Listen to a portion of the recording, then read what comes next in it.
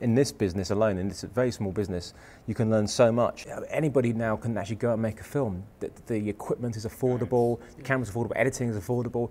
It's a great, I mean, it's an amazing time. You know, I wish that I was 18 now. I know. We're not having this conversation if the equipment wasn't so, you know, user-friendly and accessible and inexpensive. Because the internet, I mean, if you had to use 35mm gear and a big crew, you'd never get these films on there. There's quality stuff on the internet now, whereas before, you know, the stuff that was only on the internet would be sort of like video diary type stuff, where it's just somebody talking to camera. Now there's real production in there, some absolutely amazing stuff. Well, there is a lot of junk too. Absolutely, it's a huge amount of junk. Well, I think because there's no barrier to entry, it's great. It's a double-edged sword.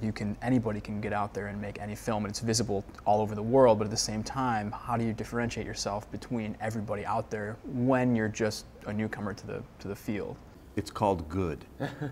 Good sells. I have a friend who's an agent in Hollywood, and she's like, you know, really when you get right down to it, it's the only thing that people care about, and we talked about this in some other video we made, is if it's good. People get obsessed about what things are shot on. You know, there's an absolute obsession with figures and numbers. Like you can't use that camera because it has that bit rate. You can't use it because it has that color space. You can't use it because it's on tape. You know, there's all of these things. You know, people you can now shoot a film on a digital SLR. That's how insane things have got. A lot of people saying, oh, are obsessed about 35mm adapters because they think they won't be able to make anything look good unless they put one of those on, which is absolute nonsense. At school, we start with screenwriting. I mean, it's storytelling. I mean, first off, storytelling. If you can't tell a good story, you can use any camera, make it look great, and no one wants to watch it after the second minute. You know? I think it's gotten so easy for anybody to make a film that has somewhat production value that you don't really need to worry about that, and content is king. But I think there's some sort of, again, with the prestige of the theater film, that everybody wants to emulate that look and feel, and it's easier to shoot something and have it, displayed and be like, wow, that really looks like a movie, than to come through with like comparing stories. When you were young, what images, what films made you want to get into the business? Lawrence of Arabia, whatever it is. I mean, something big like that for me, right? Yeah. I mean, something like that. Oh, that's what I want to do. Just go out there and see all those bodies. So I'd say do that now. Right. With this technology, though, you still need a lot of money. You have X amount of money to make a picture. We're talking more about entertainment, not corporate stuff. Everybody thinks, oh, I got to buy a camera and a matte box and a follow focus. The question is really, should people buy all this stuff? Should they rent all this stuff? I mean, where do you put that money? I mean, it's like, personally, I wouldn't put it into, I would go to a lesser grade camera, put more into script doctoring, more into rehearsals, an extra day, not, and start with an 8-hour day, because it will be a 15-hour day. I think when you're looking at purchasing, if you're planning on, using it for other things such as corporate clients or whatever, maybe it makes more sense to purchase it. If you're just looking at, hey, I've got this script that I wrote and I really want to get this done, perhaps buying is not the best decision, just because of the costs involved in so much of the equipment. A lot of people look at cameras and think, oh, for X amount of money I can shoot this. Well, they're discounting that you have to spend 3 or 4 times that in accessories just to have capabilities to pull some of this stuff off. Yeah, and thank you for that, by the way.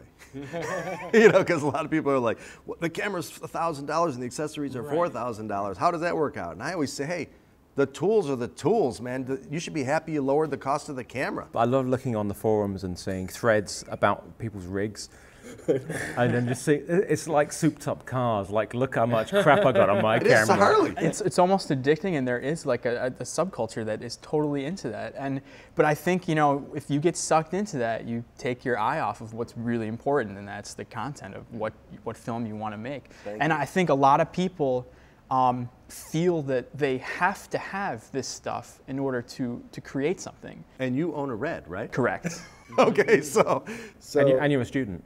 Yes. Which is pretty impressive. Yeah, right. That's not a cheap investment. That's actually interesting advice, because it's sort of kind of countering to what you actually did yourself. For me personally, the decision to purchase my own equipment was, I ran out the rental prices and thought, okay, do I, within the foreseeable year or 2 years, feel that I'm going to do, X amount of projects that would, make a better decision for me to purchase the camera outright than to have all of that money go away without any tangible goods. The thing more so beyond the fact of just having access to equipment was to be able to learn on a higher quality camera.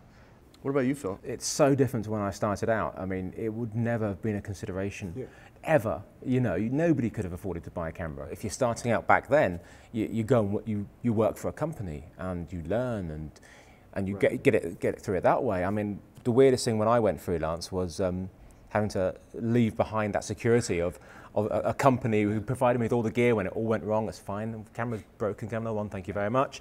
All of that really nice stuff is all gone. I am totally looking after it all. And I remember getting this email a few months ago from this 16-year-old kid, and he said he's been given £10,000 to buy camera gear, and he wants to know what he should get and how much he can charge to hire himself out as cameraman per day.